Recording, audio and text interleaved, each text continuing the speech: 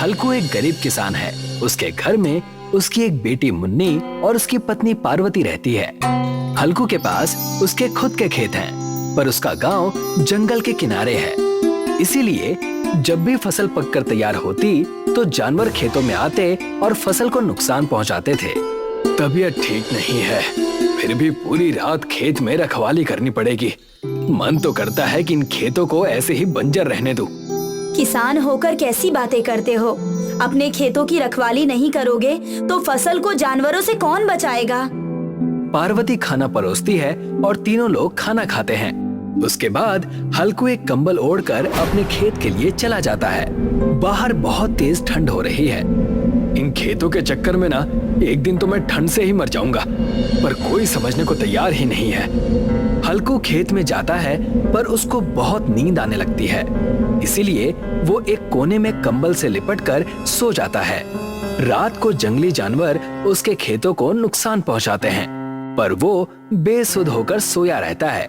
सुबह होने पर जब वो खेत की हालत देखता है, सारे खेत का सत्यानाश कर दिया। साल भर मेहनत करने का कोई फायदा नहीं है। हल्कू अपने घर जाता है, जहाँ पर उसका पड़ोसी उसका इंतजार कर रहा है। अरे हल्कू, कहाँ थे सुबह से? सुनो, आज मेरे बेटे की शादी है। रात को सभी लोग दावत पर आ जाना। ठीक है। दावत का नाम सुनकर हल्कू और उसका सारा परिवार खुश हो गया, क्योंकि आज उन्हें कुछ अच्छा खाने को मिलेगा। पिताजी, मेरे पास तो एक भी नए कपड़े नहीं हैं। मैं क्या पहनकर जाऊंगी शादी में? बिटिया, हम तो सिर्फ दावत में जा रहे हैं, कोई मेहमान थोड़ी हैं जो नए कपड़े पहनकर जाएंगे। शाम के समय हल्कू और उसका परिवार पड़ोसी के घर दावत में जाते हैं, जहाँ पर अनेक तरह के पकवान बनाए हुए हैं। ये देखो पिताजी, यहाँ तो बहुत सारी पनीर बनाई हुई है। क्यों नहीं बनाएंगे? आखिर पैसे वाले जो हैं, और वैसे भी एक ही तो बेटा है। अगर उसकी शादी में खर्चा नहीं करेंगे तो कब खर्चा करेंगे? मुझे तो बहुत भूख लगी है। आज तो मैं 6 रोटियां खाऊंगी। आज सिर्फ अच्छी अच्छी चीजें खाओ, जैसे कि हलवा, पनीर, पूरियां, लड्डू। रोटियां मत खाना, वो तो घर पर हमेशा ही बनती है। ये क्या कह रहे हो जी? सिर्फ अच्छी अच्छी चीजें खाएंगे और लोगों ने देख लिया तो क्या सोचेंगे कि किस जन्म के भूखे हैं।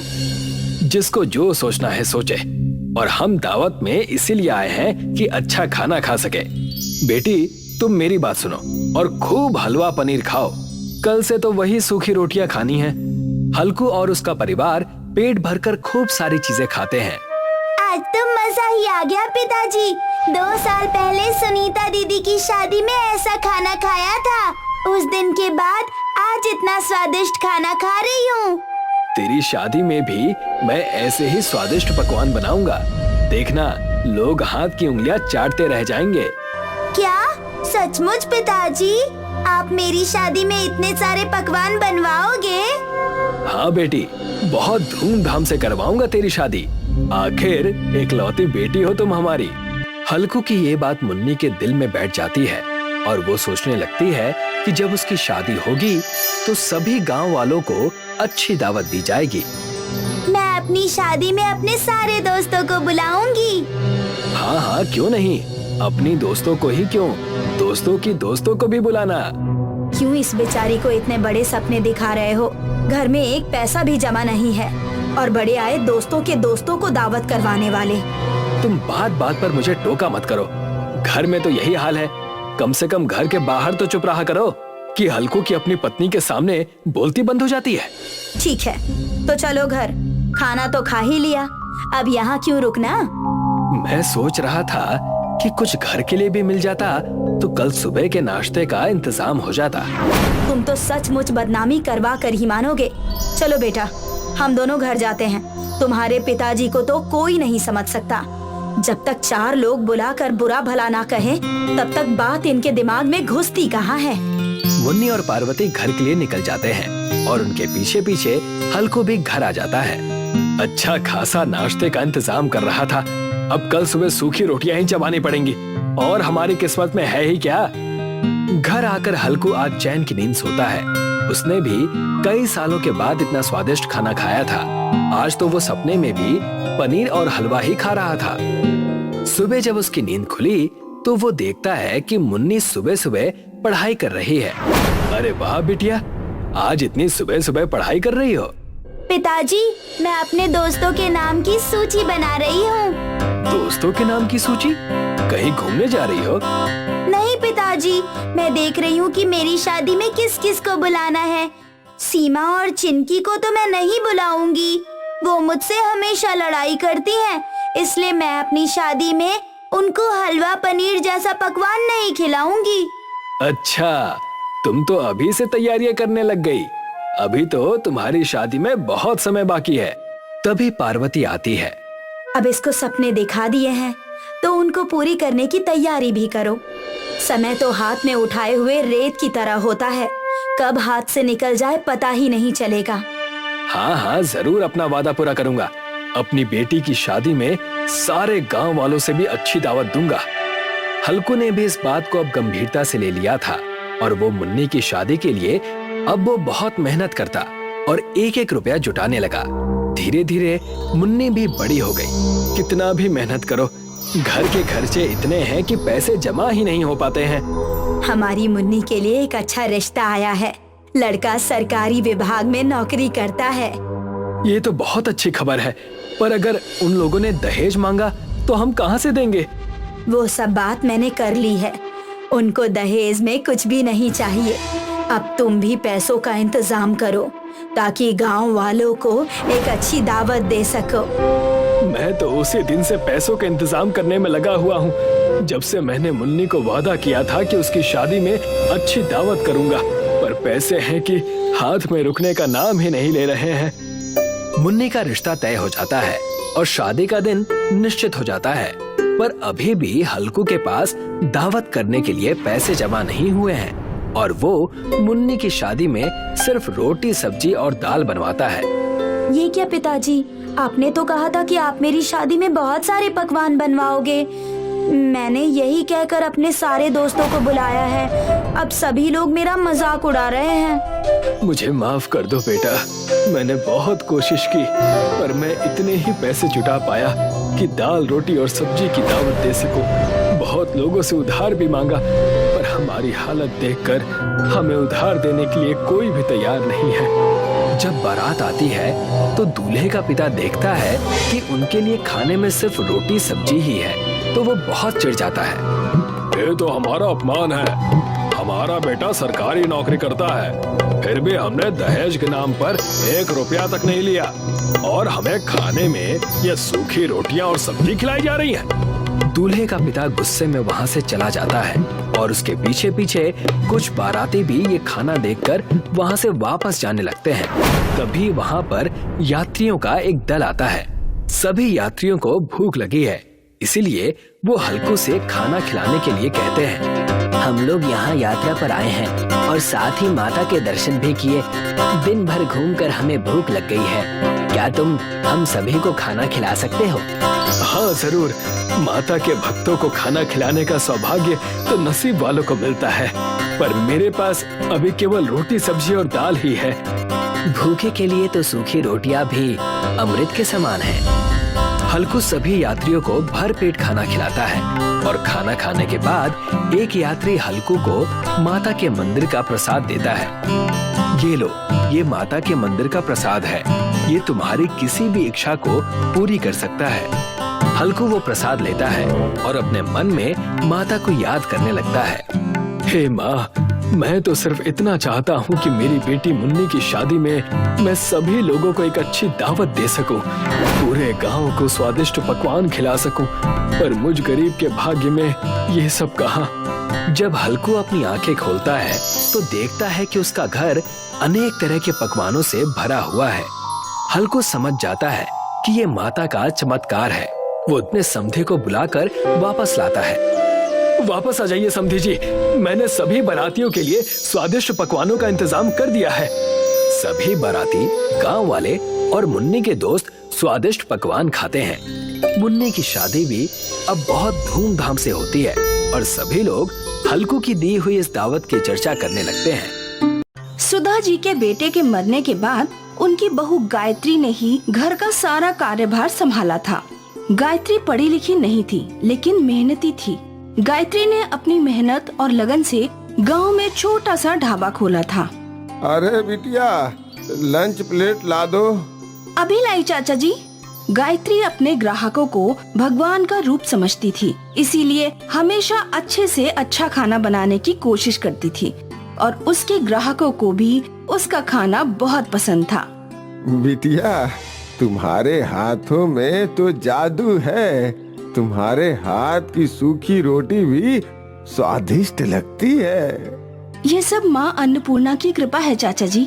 वो तो है बेटा, तुम खुद ही अन्नपूर्णा का रूप हो। कहा चाचा जी, मैं तो उनकी एक छोटी सी भक्त हूँ, वो तो बहुत बड़ी हैं। दुनिया भर का पेट भरने वाली माँ अन्नपूर्णा अतुलनीय है।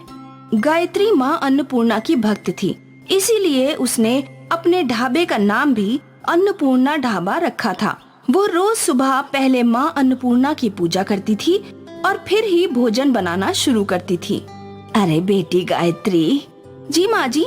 मुझे कुछ खाने को देना, आज मेरे पास पैसे नहीं हैं। कल मेरा बेटा शहर से आएगा तो तुझे पैसे दे दूंगी। कोई बात नहीं माँ जी, आप पैसे नहीं भी देंगी तो भी चलेगा। गायत्री ने तुरंत उस बूढ़ी औरत को खाना लाकर दिया। भगवान तेरा भला करे। आए दिन गायत्री किसी न किसी की मदद करती थी, बिना अपने मुनाफे की फिक्र किए। पर सुधा जी हिसाब किताब की पक्की थी। अरे गायत्री, इस महीने व्यापार कम हुआ है क्या? नहीं सासू माँ, तो यहाँ हिसाब में 1000 कम दिख रहे हैं। अरे हाँ, याद आया, वो काकी है ना, उनके घर कोई नहीं था तो मैंने उन्हें मुफ्त खाना खिलाया। ओह मेरी देवी अन्नपूर्णा, उस काकी का बेटा शहर में बड़ा अफसर है, उन्हें क्या जरूरत आन पड़ी मुफ्त में खाना खाने की? सासू माँ, उनका अपने बेटे से झगड़ा हो गया है, वो उन्हें पैसे नहीं भेज रहा। अब भला इस उम्र में वो भूखी रहे, ये अच्छी बात है क्या? इसीलिए मैंने उन्हें कह दिया है कि वो रोज मेरे ढाबे में मुफ्त में खाना खा सकती हैं। ठीक है, पर और किसी को मुफ्त में मत खिलाना। एक और बात बताना भूल गई, कभी कभी रामू काका के घर कोई नहीं होता तो वो भी आते हैं। ठीक है, तू बहुत भोली है। ये शातिर गांव वाले तुझे लूट रहे हैं और तू समझ ही नहीं पा रही। देवी अन्नपूर्णा की इच्छा की वजह से सबको खाना मिल रहा है। तू और तेरी देवी अन्नपूर्णा अब वही हमारी नैया पार लगा सकती हैं। सुधा जी को लगता था कि उनकी बहू गायत्री को गांव वाले बेवकूफ बना रहे हैं, पर गायत्री जानती थी कि वो जो भी अच्छा काम कर रही है वो देवी माँ की इच्छा थी। बादलों के ऊपर देवी माँ अपनी भक्त को देखकर मुस्कुरा रही थी। तभी नारद मुनि वहाँ आए। नारायण नारायण। आइए नारद मुनि। आप अपने भक्त को देखकर मुस्कुरा रही हैं। गायत्री आपकी सच्ची भक्त है देवी। वो दिन भर लोगों को खुशी से खाना खिलाती है। हम जानते हैं नारद मुनि। तो आप अपनी सच्ची भक्त को उसकी भक्ति का फल क्यों नहीं देती माते? देंगे, अवश्य देंगे, पर उससे पहले हम अपनी भक्त की भक्ति परखेंगे। नारायण नारायण। अन्नपूर्णा देवी ने रात में तेज आंधी से गायत्री के ढाबे को तोड़ दिया। ये क्या माते, अब आपकी भक्त लोगों की सेवा कैसे करेगी? देखते जाइए नारद जी। सुबह हुई, गायत्री ने अपने ढाबे का हाल देखा। अरे ये क्या, आसपास की सारी दुकानें ठीक है, तो बस तेरे ही ढाबे में ये तूफान कैसे आया? पता नहीं सासू माँ। हे अन्नपूर्णा माता, मेरी मदद कीजिए। अन्नपूर्णा देवी ने एक बूढ़ी औरत का रूप धारण किया और वो खुद गायत्री के ढाबे के बाहर आ गई। अरे बेटी, कई दिनों से भूखी हूँ, तुम्हारे पास कुछ हो तो मुझे खाने को दे दो। गायत्री ने अपनी आंखों से गिर रहे आंसू पोंछे। माँ जी, मेरा तो चूल्हा तक टूट गया है, अगर मैं आपकी सहायता कर पाती तो जरूर करती। गायत्री बोल ही रही थी कि उसके पीछे का चूल्हा अपने आप ठीक हो गया। क्या तुम उसी चूल्हे की बात कर रही हो बेटी? गायत्री ने पीछे देखा तो वो हैरान रह गई। अभी कुछ मिनट पहले वो चूल्हा पूरा टूटा हुआ था। माँ अन्नपूर्णा इस भूखी औरत का पेट भरना चाहती हैं। गायत्री ने तुरंत चूल्हा जलाया और उस बूढ़ी औरत के लिए खाना बनाने लगी। सुधा भी हैरान थी कि सब कुछ टूट चुका था तो अचानक चूल्हा ठीक कैसे हो गया। गायत्री ने कुछ रोटियां सेकी और एक सब्जी बनाई और उस बूढ़ी औरत को परोस दी। बूढ़ी औरत ने वो सारा खाना खाया। माँ जी और लाऊं? नहीं नहीं बेटी, मेरा पेट भर गया। अच्छी बात है, आपको कभी वापस भूख लगे तो यहीं आना। वो बूढ़ी औरत हंस पड़ी और अपने असली रूप में आ गई। माँ अन्नपूर्णा को अपने समक्ष देखकर गायत्री और सुधा दोनों उनके चरणों में गिर गए। माँ, मेरा जीवन धन्य हो गया माँ। और तुम्हारी जैसी भक्त पाकर मैं भी धन्य हो गई गायत्री। तुम मेरी सच्ची भक्त हो। तुमने सदा ही लोगों का पेट भरा है, इसीलिए मैं तुमसे बहुत खुश हूँ। गायत्री, मैं वरदान देती हूँ कि आज के बाद तुम्हारा ये ढाबा कभी खाली नहीं रहेगा, ना ही ये चूल्हा कभी बंद होगा, और फिर कभी तुम्हें पैसों की चिंता करने की जरूरत नहीं पड़ेगी। तुम हमेशा लोगों का पेट भरना। जैसी आपकी इच्छा माते। गायत्री ने माँ अन्नपूर्णा का आशीर्वाद लिया और वो गायत्री को वरदान देकर वहाँ से चली गई। पल भर में गायत्री का ढाबा पहले से भी अच्छा बन गया। पूरा ढाबा चमक रहा था। जय माँ अन्नपूर्णा, जय माँ अन्नपूर्णा। ढाबे के ठीक होते ही ग्राहकों की भीड़ लगने लगी। गायत्री और सुधा दोनों मिलकर खाना बनाते गए और ग्राहक खाते गए। उस दिन माँ अन्नपूर्णा की कृपा से गायत्री कई गुना पैसे कमा रही थी और अब उसने रोज मुफ्त में कई गरीबों को खाना खिलाना भी शुरू कर दिया। सासू माँ, आज आप मुझे नहीं रोकेंगी मुफ्त में खाना खिलाने से? बिल्कुल नहीं। जब माँ अन्नपूर्णा इनकी भूख मिटाना चाहती हैं, तो मैं कौन होती हूँ इस कार्य में अड़चन डालने वाली। जय माँ अन्नपूर्णा। देवी माँ की कृपा से गायत्री के ढाबे का चूल्हा हमेशा चलता रहा और ग्राहकों का पेट भरता रहा। बिना गैस और बिना लकड़ी के वो चूल्हा हमेशा चलता रहा। दूर दूर से लोग स्वयं चलने वाले चूल्हे को देखने आते थे और सभी के सभी माँ अन्नपूर्णा की इस महिमा से हर्षित थे।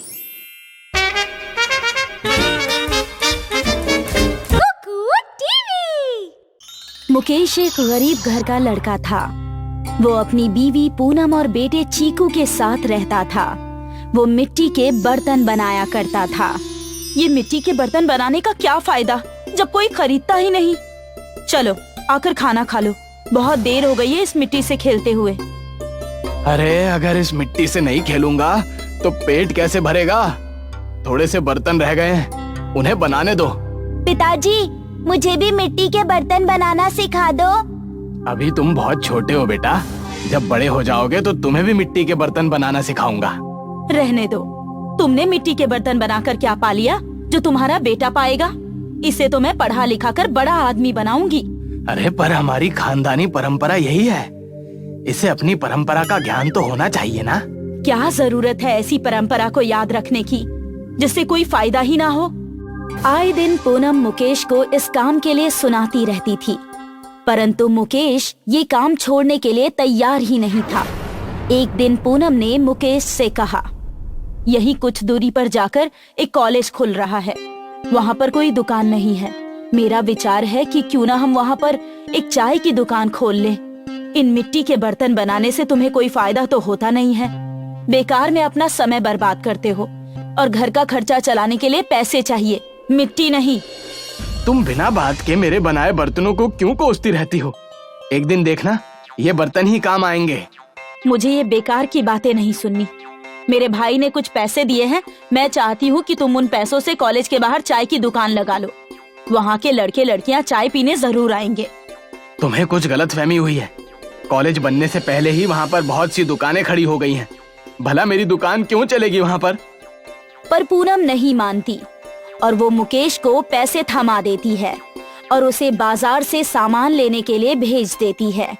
मुकेश पूनम के आगे हार जाता है और चाय का सामान लेकर कॉलेज के बाहर एक दुकान लगा देता है। भाग्यवान, मैंने कहा था ना कि यहाँ पर बहुत सी दुकानें हैं, मेरी चाय कोई नहीं पिएगा। आज बस 20 ही चाय बिकी है। बस 20 चाय बिकी है? इस तरह से तो काम नहीं चलेगा। इससे तो जो खर्चा है वो भी पूरा नहीं होगा। चीनी इतनी महंगी हो गई है और पत्ती का तो कोई जवाब ही नहीं है।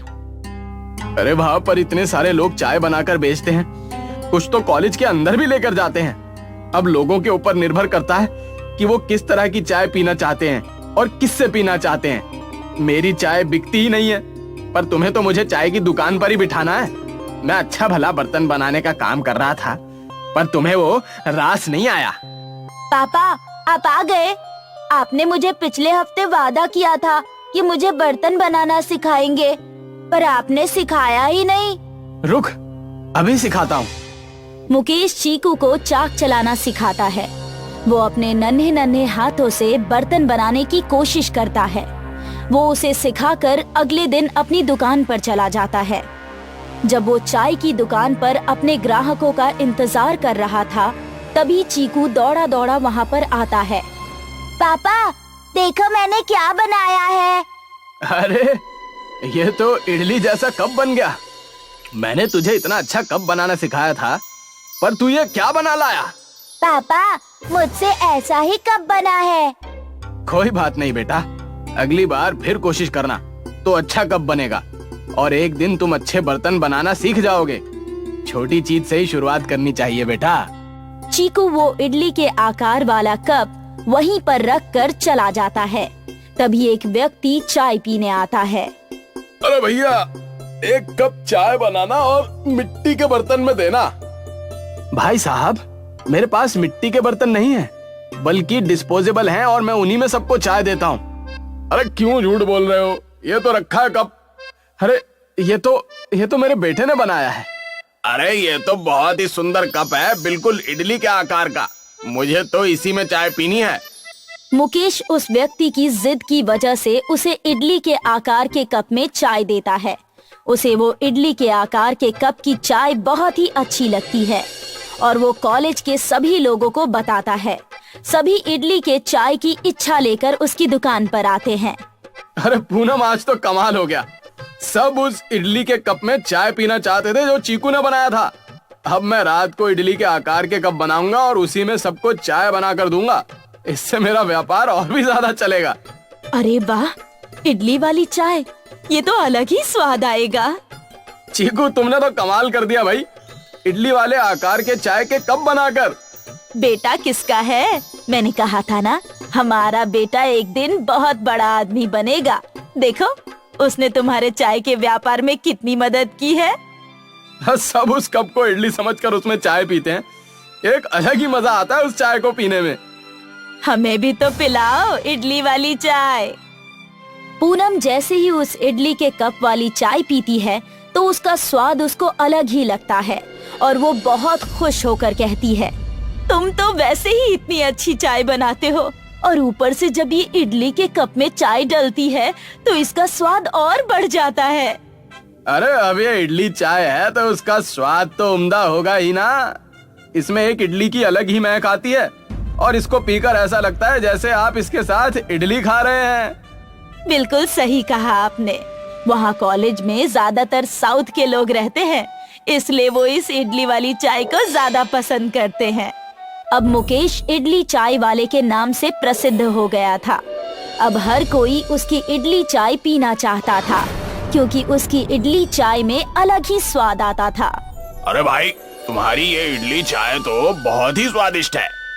इसमें एक अलग ही मजा है। मेरे यहाँ पर एक रेस्टोरेंट है, क्या तुम उसमें चाय बनाना पसंद करोगे? पर मैं चिंता ना करो, जितना भी लाभ होगा वो सारा तुम्हारा होगा।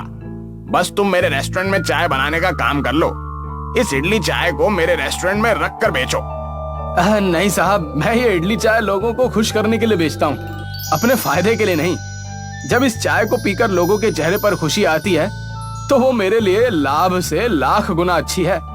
आपके रेस्टोरेंट में कोई गरीब नहीं आ जा सकता, पर मेरी चाय की दुकान पर हर तरह के लोग आते हैं। मैं ये इडली चाय हर किसी के लिए बनाता हूँ, सिर्फ अमीरों के लिए नहीं।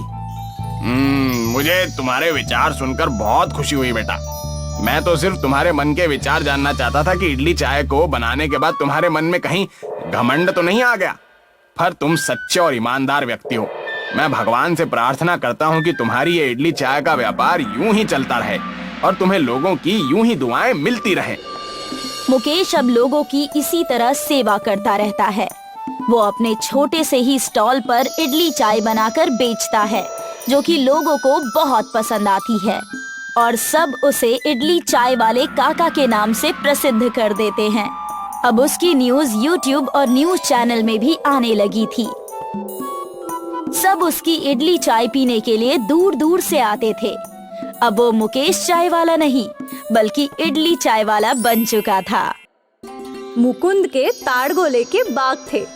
वो ताड़गोले के पेड़ों पर चढ़कर ताड़गोले तोड़ता था और फिर इन ताड़गोलों को व्यापारी को बेचकर पैसे कमाता था। अरे भाई, अब तुम ताड़गोले ज्यादा दिया करो। बाजार में ताड़गोले की मांग बढ़ गई है। जी साहब, कल से ज्यादा ताड़गोले देने की कोशिश करूंगा। ठीक है। मुकुंद और मयूरी की एक बेटी थी मीना। मीना कहाँ है? अभी यही थी, शायद अपनी सहेलियों के साथ खेलने गई होगी। पर आपको उससे क्या काम आ गया? अरे उसे ताड़गोले खाने थे, तो देखो उसके लिए कुछ ताजे ताड़गोले लाया हूँ तोड़ के। तभी मीना, अरे वाह, ताड़गोले, ये सब के सब मैं ही खाऊंगी। हाँ, तेरे लिए ही लाया हूँ, आराम से खा। बरसात हो या गर्मी, मुकुंद हर मौसम में ताड़गोलों के पेड़ पर चढ़ता था। एक रोज की बात है, लगातार 2 दिन से बारिश रुक ही नहीं रही थी। भगवान करे ये बारिश जल्द ही रुक जाए। आज पेड़ पर सावधानी से चढ़ना, सारे टाने गीले होंगे। हाँ, सावधानी से ही चढ़ूंगा, मैं कोई नौसिखिया थोड़ी हूँ। पता है आप मस्ते हैं, पर फिर भी ख्याल रखना। हाँ पत्नी जी, अब फिक्र मत करो, मैं यूं गया और यूं आया। ठीक है। मुकुंद ताड़गोलों के पेड़ पर चढ़ गया और एक एक करके सावधानी से ताड़गोले तोड़ने लगा। कुछ देर बीत गया और फिर अचानक मीना वहां पहुंची। अप्पा! मीना की आवाज सुनकर मुकुंद का ध्यान भटक गया और वो फिसलकर सीधा पेड़ के नीचे गिर गया। अप्पा! मीना ने तुरंत कुछ गांव वालों को आवाज लगाई। सब दौड़े चले आए। काका! अप्पा गिर गए! गांव वाले दौड़ते हुए वहां पहुंचे। मुकुंद का ऑपरेशन किया गया, पर अब वो अपने पैरों पर कभी खड़ा नहीं हो सकता था। अब क्या होगा? अब हमारा घर कैसे चलेगा? आप चिंता मत कीजिए, कुछ न कुछ जरूर होगा। उस भगवान ने हमें दुख दिया है तो वो हमें रास्ता भी दिखाएंगे। पर कैसे? मैं अपाहिज बन गया हूँ। इससे अच्छा कि भगवान मुझे मार ही देता। ऐसा मत बोलिए, आप ही हमारी जिंदगी है। मयूरी और मुकुंद परेशान थे कि अब उनकी आगे की जिंदगी कैसे कटेगी। कुछ दिनों बाद मुकुंद को घर लाया गया। मयूरी और मुकुंद के बचत किए हुए सारे पैसे उसके इलाज में खत्म हो गए। मैं कहीं काम ढूंढती हूँ। तुम काम और घर का काम अकेले कैसे संभालोगी? मैं कुछ न कुछ कर लूंगी। कोई तो ऐसा काम होगा जो मैं इस हाल में भी कर सकता हूँ। नहीं नहीं, आप आराम कीजिए। नहीं मयूरी, मैं ऐसे तुम पर बोझ नहीं बन सकता। फिर ऐसी हालत में आप क्या कर सकते हैं? कुछ तो जरूर होगा ही। अगले दिन से मयूरी ने काम ढूंढना शुरू किया। वो कई दुकानों और कंपनियों में गई, पर उसे कहीं कोई काम नहीं मिला। मुझे कोई काम तो नहीं मिल रहा। सोच रही हूँ कोई व्यवसाय ही कर लूं। कैसा व्यवसाय? क्या मैं तुम्हारी कोई मदद कर सकता हूँ? आज बाजार में पकोड़े का दुकान देखा था, काफी भीड़ लगी है। मैं भी तो अच्छे पकोड़े बनाती हूँ, तो क्यों ना मैं भी पकोड़े बेचूं? कर तो सकता हूँ, पर सभी लोगों को पकौड़े उसी दुकान के पसंद हैं, तो तुम्हें कुछ नया पकाकर पकौड़ा बनाना चाहिए। कैसे नए? जैसे चाइनीज पकौड़े हैं जो बच्चों को बहुत पसंद आते हैं, वैसा ही कुछ नया। वैसा कुछ? मीना तू बता, तुझे और क्या खाना पसंद है? मुझे तो मैगी पसंद है। मैगी पकोड़ा कैसा है? मैगी के पकौड़े भी बनते हैं क्या? हाँ, वो भी बहुत कुरकुरे। जा मीना, दौड़ के एक पैकेट मैगी ले आ। मीना मैगी खरीदने चली गई और कुछ देर बाद 2 मैगी के पैकेट ले आई।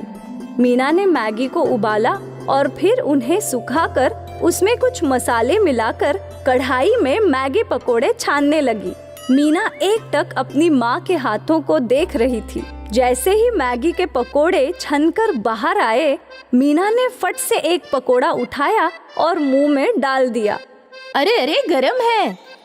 बहुत स्वादिष्ट है माँ, वाह। मीना ने एक मैगी पकोड़ा अपने पापा को भी दिया। ये तो सच में स्वादिष्ट है। हाँ, मैंने कहा था ना कि बहुत स्वादिष्ट बनते हैं। क्या ये मैगी पकोड़े बाजार में बिकेंगे? हाँ हाँ बिल्कुल, ये तो आग लगा देंगे। मयूरी ये सुनकर खुश थी। कुछ दिनों बाद मयूरी और मुकुंद ने मिलकर बाजार में मैगी पकोड़े का स्टॉल लगा दिया। ये क्या है आंटी? मैगी पकोड़ा। मैगी के पकोड़े? हाँ। एक प्लेट दो मुझे। हाँ हाँ, लो बेटा। मयूरी ने उस लड़की को मैगी पकोड़े दिए। वाह, कितना टेस्टी है। आज तक ऐसे पकोड़े कहीं नहीं खाए। उस लड़की को देखकर कई और लोगों ने मयूरी के मैगी पकोड़े चखे। आंटी, ये तो मस्त है। मुकुंद मैगी पकोड़े तलने में मयूरी की मदद कर रहा था। वो अपाहिज था। पहले ही दिन मयूरी और मुकुंद की अच्छी खासी कमाई हो गई थी। वो लोग खुशी खुशी घर लौटे। सोचा नहीं था कि हमारी इतनी अच्छी कमाई होगी। इन दुखों के पल में यही एक सुख का पल है।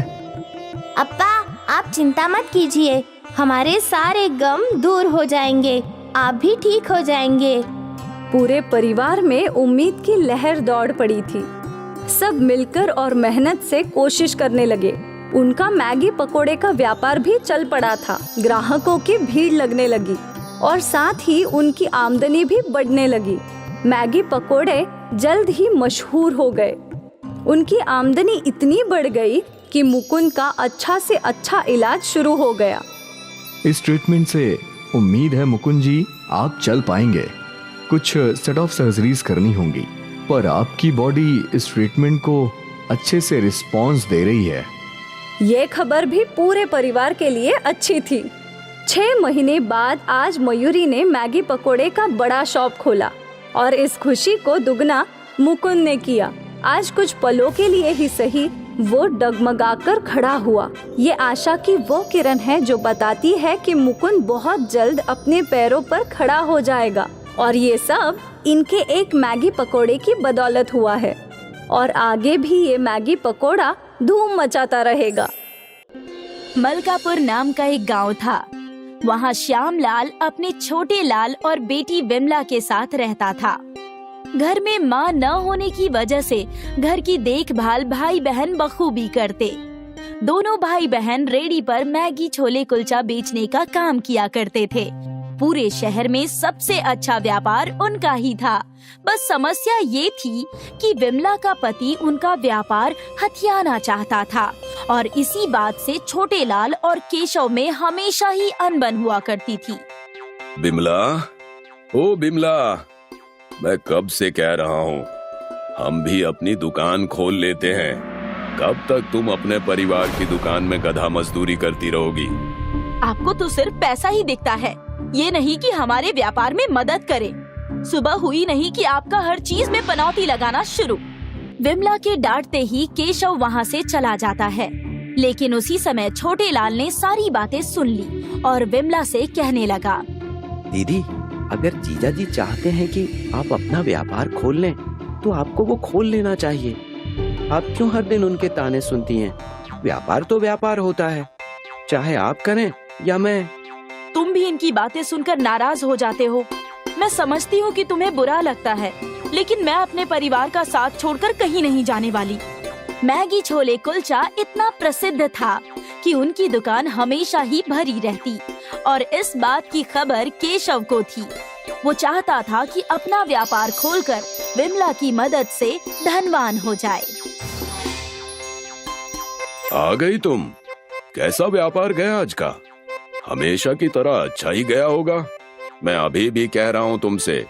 मैंने तुम्हें 1000 बार समझाया है, मुझसे बेफिजूल की बातें मत किया करो। थक हार कर मैगी छोले कुलचा दिन भर बेचती हूँ, और तुम मुझे अपने मन का पाप मत सुनाओ। विमला के कड़क व्यवहार की वजह से केशव शांत हो गया और मन ही मन सोचने लगा। इन भाई बहन को अलग करना होगा, तभी कोई बात बनेगी। केशव अपने विचार अनुसार षड्यंत्र रचने लगा और मैगी छोले कुलचे के दुकान पर कुछ चोरों को घुसाकर सारे पैसे छोटेलाल के घर यानी उसके कमरे में रखवा दिया। हाय राम, हम लुट गए, चोरी हो गई हमारे दुकान में, हे भगवान। विमला की आवाज सुनकर गांव वाले और कई दुकानदार वाले वहां पहुंच गए। उन्हें देखकर केशव खुश हो गया और अपनी अगली चाल चलने लगा। क्या हो गया भाग्यवान, इतनी परेशान क्यों हो? हमारे दुकान में चोरी हो गई। कल रात को ही सारे पैसे यही रखे हुए थे, किसी ने सब चुरा लिया। ये सब कैसे हो गया? मैंने रात को ही सारे पैसे आपके सामने संभाल के रखे थे, बहुत नुकसान हो गया। अब हम क्या करेंगे, कहाँ जाएंगे, फिर से कैसे व्यापार खड़ा करेंगे? हमारे साल भर की मेहनत थी वो। मौके का फायदा उठाकर केशव ने कहा, मैंने छोटेलाल को कुछ पैसे घर ले जाते हुए देखा था, शायद उसने ही घर रखे हो। मुझ पर इल्जाम मत लगाओ, मैं अपनी दुकान से चोरी क्यों करूंगा? चाहो तो मेरे कमरे की तलाशी ले लो। जब किसी की नीयत खराब हो जाती है तो उसका कोई भरोसा नहीं होता। केशव के इल्जाम से छोटेलाल क्रोध में आकर सबको अपने घर की तलाशी लेने के लिए कहता है और वहां जाते ही छोटेलाल चौंक जाता है। छोटेलाल देखता है कि सारे पैसे उसके घर में ही हैं। पैसों को देखकर उसकी बोलती बंद हो जाती है और उसी समय केशव बोलता है, देखा, मैंने कहा था ना, घर का भेदी ही लंका दहन करता है। लेकिन मैंने कोई चोरी नहीं की है, ये सरासर बेईमानी है। बस छोटे बस, तुझे जो करना था तूने कर दिया, अब कोई रिश्ता नहीं रखना मुझे तुझसे। विमला और केशव वहाँ से चले जाते हैं। मुझे तो यकीन ही नहीं हो रहा है, छोटू ऐसा कैसे कर सकता है। हम अपना मैगी छोले कुलचे का व्यापार शुरू कर देंगे और वो भी बिना किसी के मदद के। मैं तो पहले से ही कह रहा था तुम्हें कि ऐसा करो, लेकिन तुम हो कि सुनती ही नहीं हो। अगले ही दिन से केशव और विमला ने अपने मैगी छोले कुलचे का गाड़ी लगाना शुरू किया। उस दिन छोटेलाल ने अपना दुकान नहीं खोला। केशव और विमला की खूब बिक्री हुई।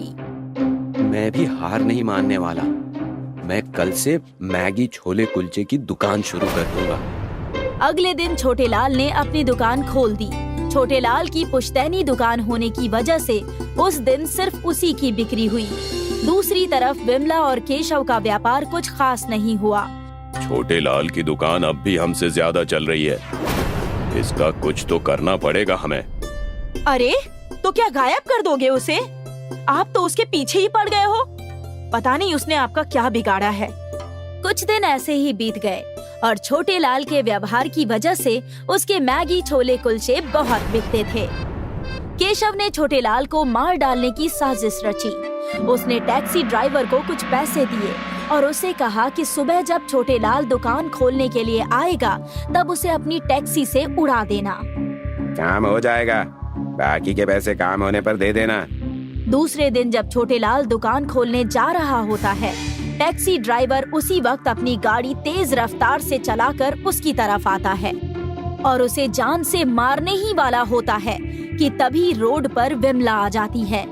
विमला को खतरे में देखकर छोटेलाल कूदकर उसकी जान बचा लेता है। छोटेलाल उस टैक्सी ड्राइवर को पकड़ लेता है और उससे पूछताछ करने लगता है। ये सब तूने जानबूझकर किया ना? मुझे मारो मत, मुझे पैसे तुम्हारे जीजा ने तुम्हें मारने के लिए दिए थे। गलती से तुम्हारी दीदी बीच में आ गई, मुझे जाने दो। सारी सच्चाई उनके सामने आ जाती है और केशव की चोरी पकड़ी जाती है। विमला केशव को अपने घर से निकाल देती है और अपने भाई छोटेलाल के साथ फिर से मैगी छोले कुलचे बेचने का व्यापार शुरू कर देती है। हमेशा की तरह उनका व्यापार बहुत अच्छा चलने लगता है। और दोनों भाई बहन अपने पिता श्यामलाल के घर खुशी खुशी रहने लगते हैं। मुंबई शहर के भीड़-भाड़ वाले इलाके में शांता की इडली का स्टॉल था। सालों से शांता इस इडली स्टॉल को चलाकर अपना और अपनी बेटी का पेट पाल रही थी। अब तो उसकी बेटी रानी भी बड़ी हो गई थी और अब माँ बेटी मिलकर इडली बेचा करते थे। मैडम, एक प्लेट इडली देना, सांबर थोड़ा ज्यादा डालना। हाँ? जी। शांता बहन, मुझे भी एक प्लेट इडली दे दो। आपकी प्लेट पहले से तैयार है। हर दिन पहले से ही तुम मेरी प्लेट तैयार कैसे रखती हो? मैं दूर से ही आपको देख लेती हूँ। अब तो इतने साल हो गए हैं कि मुझे पता होता है कि आप कब आओगी। अच्छी बात है, तुम्हारी इडली खाकर मेरा पेट इतना भर जाता है कि रात तक मुझे भूख नहीं लगती और मैं दिन भर लोगों के घरों में काम आराम से कर लेती हूँ। अच्छी बात है। शांता अपने हर पुराने ग्राहक को बांध कर रखती थी। वो सबसे अच्छे से बात करती थी और सभी लोगों को उसकी इडली बहुत पसंद थी। फिर एकाएक उसके स्टॉल के बगल में 2 और स्टॉल खुल गए। एक स्टॉल में पकौड़े बिकते थे और एक स्टॉल में सैंडविच। इन दोनों को भी यही स्टॉल लगाना था। मुंबई शहर में स्टॉल लगाने को जगह मिल जाए, यही बड़ी बात है। इन दोनों को भी मिल गई और उन्होंने अपना अपना धंधा खोल दिया ना। अच्छी बात ये है कि किसी ने इडली का स्टॉल नहीं खोला। पर माँ, इनकी वजह से हमारे ग्राहक भी इनके स्टॉल पर चले जा रहे हैं। ऐसा नहीं है, ग्राहक बस अपने मन की करते हैं। अगर आज उनका मन इडली खाने का है तो वो इडली ही खाएंगे, पर अगर उन्हें पकौड़े खाने हैं तो वो इडली नहीं खाएंगे, समझी? पर जब ये पकौड़े वाला और सैंडविच वाला नहीं था तो हमारा व्यापार कितना अच्छा चल रहा था ना माँ। अब भी अच्छा चलेगा। हमें कुछ नया करने की जरूरत है बेटा। आजकल नौजवानों को वैसे भी इडली ज्यादा पसंद नहीं। हमें कुछ ऐसी चीज ढूंढनी होगी जो नौजवानों को पसंद आए। माँ, मैगी बेचते हैं। वो तो बगल वाली गली में बिकता ही है। क्यों बेफिजूल में उस गरीब का धंधा छीनना है हमें? पर माँ, मैगी से ज्यादा कोई चीज नहीं बिकती। कुछ ना कुछ तो होगा, या ऐसा कुछ जिसे हम साधारण इडली को कुछ नया कर दें। वेजिटेबल इडली, रवा इडली, ये सब तो हम बेचते ही हैं माँ। इसके अलावा क्या कर सकते हैं? तुमने अभी अभी कहा ना मैगी बहुत चलता है, तो क्यों ना हम मैगी को इडली में मिला दें? मतलब मैगी इडली? हाँ, बिल्कुल सही। पता नहीं स्वाद कैसा होगा, पर सोचकर तो अच्छा लग रहा है। एक बार बना कर देखते हैं माँ। ठीक है। रानी एक मैगी का पैकेट ले आई और उसने मैगी बनाई और फिर अपने इडली के सांचे में थोड़ा सा इडली का आटा डाला और ऊपर ढेर सारा मैगी डाला। ऐसे करके उसने पूरा सांचा भर दिया और गैस जला दी। फिर दोनों माँ बेटी बेसब्री से इंतजार कर रहे थे मैगी इडली के तैयार होने का। लगभग 7 मिनट बाद रानी ने डिब्बा खोला। खुशबू तो बहुत अच्छी आ रही है। स्वाद भी अच्छा ही होगा। रानी ने वो मैगी इडली निकाली और फिर दोनों माँ बेटी मिलकर वो इडली खाने लगे। है तो बहुत अच्छा, लेकिन इस इडली को हमें लोगों को चखाना होगा। ये नई चीज है, कोई खुद से खाएगा नहीं। तो क्या करें? एक काम करते हैं, हर प्लेट इडली पर एक मैगी इडली फ्री कर देंगे। फ्री वाली इडली चखकर लोग मैगी इडली जरूर ऑर्डर करेंगे। हाँ, ये अच्छा है। रानी ने और मैगी बनाई और उससे मैगी इडली बनाने लगी। कुछ देर बाद वही बूढ़ी औरत आई। शांता ने रोज की तरह उसकी इडली की प्लेट लगाई और आज उसमें एक मैगी इडली भी रख दी। ये क्या नया? ये मैगी इडली है। आज हम ये हर प्लेट में एक इडली फ्री दे रहे हैं। अच्छा है, अच्छा है। उस बूढ़ी औरत ने मैगी इडली खाई और उसे वो पसंद आ गई। वाह, ये तो अलग है और स्वादिष्ट भी। कुछ और लोगों ने इडली ऑर्डर की और सभी के प्लेट में एक एक मैगी इडली फ्री में डाल दी गई। ये नई इडली तो कमाल है आंटी। मैगी इडली तो मैं हर रोज खा सकती हूँ। शांता सही थी। नौजवानों को मैगी इडली बहुत पसंद आ रही थी। मुझे एक प्लेट और मैगी इडली देना आंटी। मुझे भी। मैगी इडली के ऑर्डर आने लगे। रानी खुशी खुशी मैगी इडली बनाने लगी। सभी लोगों को ये नई प्रकार की इडली बहुत पसंद आ रही थी। बच्चों से लेकर बुजुर्गों तक सभी लोग मैगी इडली खाने आ रहे थे। शाम तक शांता के स्टॉल के बाहर ग्राहकों की लाइन लगने लगी। दोनों माँ बेटी धड़ाधड़ मैगी इडली बनाने लगी और ग्राहक खाने लगे। शाम को जब रानी ने स्टॉल बंद किया, माँ, आज तो बहुत थक गई। अब ऐसी भीड़ की रोज आदत डाल दे। अब ये भीड़ कम नहीं होगी। माँ, मुझे नहीं लगा था कि मैगी इडली लोगों को इतनी पसंद आएगी। मुझे यकीन था, क्योंकि मैगी सबको पसंद है और हमने इडली में मैगी बनाई। ये नई चीज है। हाँ माँ। दोनों माँ बेटी थक कर घर चले गए। अगली सुबह उनके आने से पहले ही ग्राहक खड़े थे। रानी और शांता दोनों हैरान थे। वो दोनों दिन भर मैगी इडली बनाते गए और ग्राहक खाते गए। शांता ने कुछ और लोगों को काम पर रख लिया। ग्राहकों की भीड़ बढ़ती ही जा रही थी। कुछ ही महीनों में शांता ने अपना खुद का होटल खोल लिया, मैगी इडली हाउस। सोचा नहीं था कि इतनी जल्दी ये सब हो पाएगा। हमारा मैगी इडली का आइडिया काम कर गया। और हमारी मेहनत भी। हाँ माँ। शांता का ये मैगी इडली हाउस एक कॉलेज के पास खुला था और कॉलेज के सारे नौजवान मैगी इडली खाने वहीं आते थे। शांता और रानी दिन दोगुनी रात चौगुनी तरक्की कर रहे थे। 1 साल बाद शांता ने रानी की शादी बड़े ही धूमधाम से की। शांता ने रानी को बड़ा घर और सारी चीजें दी जो वो बचपन से उसे देना चाहती थी। आज शांता खुश थी।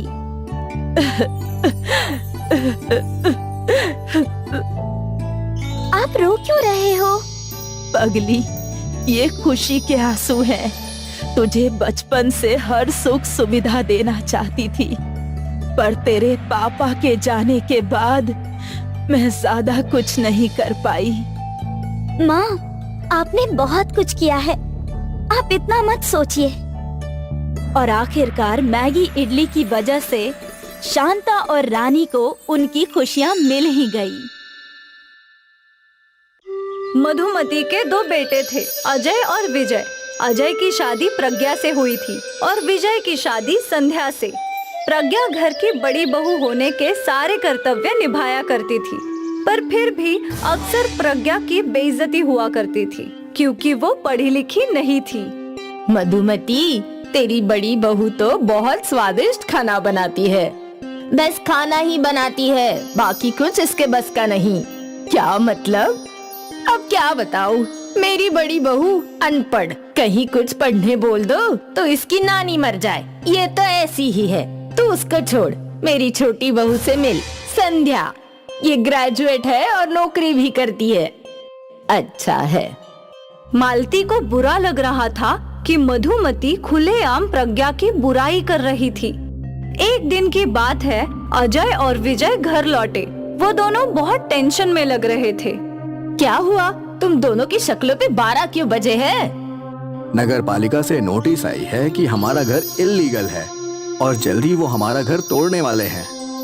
हम तो सालों से यहाँ रह रहे हैं, तो ये घर इल्लीगल कैसे होगा? पता नहीं माँ, कुछ समझ नहीं आ रहा। और बस तब से अजय और विजय के कोर्ट के चक्कर शुरू हो गए। कुछ महीने बीत गए, आखिर कोर्ट ने फैसला कर ही दिया। आप लोग का घर इलीगल है और नगर पालिका जल्दी उसे तोड़ देगी। ये सुनते ही मधुमती के पैरों के नीचे से जमीन खिसक गई।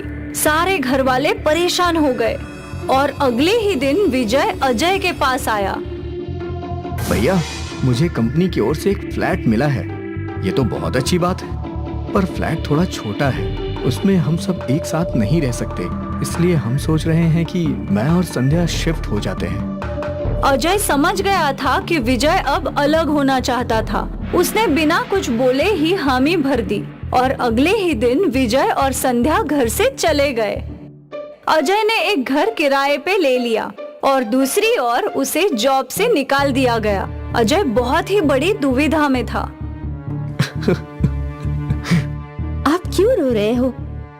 ये मुसीबत तो खत्म होने का नाम तक नहीं ले रही। एक के बाद एक बढ़ती ही जा रही है। मुझे जॉब से निकाल दिया गया। ये सुनकर प्रज्ञा भी हैरान हो गई, पर उसने अजय को दिलासा दिया। कोई बात नहीं, आप चिंता मत कीजिए, आपको पहले से भी अच्छी नौकरी मिल जाएगी। पर किराया भी तो देना पड़ेगा ना। इतने सारे खर्चे कब तक कैसे चलाऊंगा? हम दोनों मिलकर कुछ कर लेंगे। हम दोनों क्या ही कर सकते हैं? मैं खाना बना सकती हूँ, आप बेच सकते हैं। कोई काम बड़ा या छोटा नहीं होता। अगर हम दोनों मिलकर कोशिश करें तो इन सारे संकटों से बाहर निकल सकते हैं। तुम ठीक कह रही हो। प्रज्ञा ने सारी बातें अपनी सास मधुमती को बताई। तुम ठीक कह रही हो बहू, मुश्किल के समय हम सबको मिलकर सामना करना चाहिए। पर हम क्या खाने की चीज बेच सकते हैं? बाजार में तो सब कुछ पहले से बिकता है। हम कुछ ना कुछ अलग ढूंढ ही लेंगे। चलिए बाजार देख कर आते हैं। प्रज्ञा अजय को अपने साथ बाजार ले गई और वो लोग हर खाने की रेडी देखने लगे। चाट, भेलपुरी, फ्रैंकी, मैगी, पराठे, सब कुछ तो पहले से ही बिक रहा है। क्यों ना हम इन दोनों चीजों को मिला दे? क्या मतलब? मतलब अपने मैगी फ्रैंकी तो खाई है ना, उसमें फ्रैंकी और मैगी एक साथ है, वैसा ही कुछ। तो अब क्या हम मैगी पराठे बेचें? वैसे आइडिया बुरा नहीं है, सस्ते में बन भी जाएगा और बहुत बिकेगा भी। सच्ची? प्रज्ञा ने दुकान से कुछ मैगी के पैकेट्स खरीद लिए। प्रज्ञा ने मैगी बनाई और फिर उस मैगी को पराठे के आटे में भर के उसके पराठे बनाए। सासू माँ, चक्कर बताइए कैसा बना है? मधुमती ने एक पराठा खाया। वाह बहू, ये तो बढ़िया है, बहुत खूब। प्रज्ञा ने एक पराठा अजय को भी दिया। अजय तो बड़े चाव से पराठा खा रहा था। क्या हुआ, आपने बताया नहीं कि कैसा बना है? बढ़िया, एक और मिलेगा। प्रज्ञा ने अपने पति और सास को और मैगी के पराठे खिलाए और खुद भी खाया। सबको उसके मैगी के पराठे का आइडिया अच्छा लगा। अगले ही दिन प्रज्ञा ने बाजार में मैगी पराठे का स्टॉल खोल दिया। दीदी, ये मैगी पराठा क्या है? मैगी और पराठा का मिश्रण, खाकर तो देखो, बहुत स्वादिष्ट होता है। ठीक है, एक मैगी पराठा दे दीजिए। प्रज्ञा ने उस लड़के के लिए एक मैगी पराठा बनाया। उस लड़के ने वो चखा और उसके चेहरे पे मुस्कान आ गई। ये तो तूफान है, ऐसा पराठा मैंने कभी नहीं खाया, बिल्कुल नहीं। उस लड़के की बात सुनकर कई और ग्राहक प्रज्ञा के ठेले पर मैगी पराठा खाने आए। प्रज्ञा मैगी पराठे बनाए जा रही थी और अजय ग्राहकों को देकर पैसे ले रहा था। सुबह से शाम तक दोनों थक गए और फिर अपने घर लौटे। क्या हुआ? क्या नहीं हुआ वो पूछो माँ। सुबह से ग्राहक आते ही जा रहे थे। हम दोनों तो थक गए, लेकिन ग्राहक रुकने का नाम ही नहीं ले रहे थे। आज इतने दिनों बाद अजय और मधुमती के चेहरे पे मुस्कान आई थी। अब उन्हें उम्मीद की किरण दिख रही थी। अगले दिन प्रज्ञा के स्टॉल खोलने से पहले ही ग्राहक खड़े थे। प्रज्ञा धड़ाधड़ मैगी पराठे बनाए जा रही थी और ग्राहकों को देते जा रही थी। अगले कई दिनों तक ये सिलसिला ऐसे ही चलता रहा। प्रज्ञा और अजय अपनी आमदनी देखकर हैरान थे। हमारी एक दिन की कमाई मेरे आधे महीने की पगार की इतनी है प्रज्ञा। सोचा नहीं था कि कभी इतना कमा पाऊंगा। अब तीनों खुश थे। जल्द ही प्रज्ञा ने काम पर कुछ और लोग रख लिए। ग्राहकों की संख्या बढ़ती जा रही थी और साथ ही उनका मुनाफा।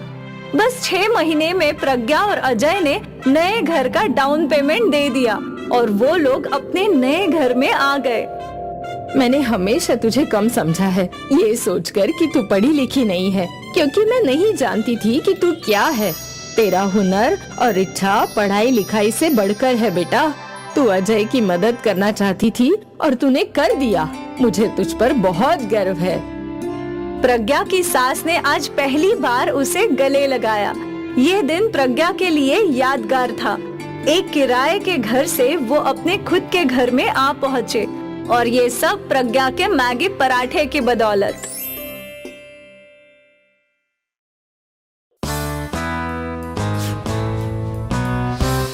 लखन सिंह का बेटा चमन दिल्ली यूनिवर्सिटी से ग्रेजुएशन करके वापस अपने गांव लौटता है।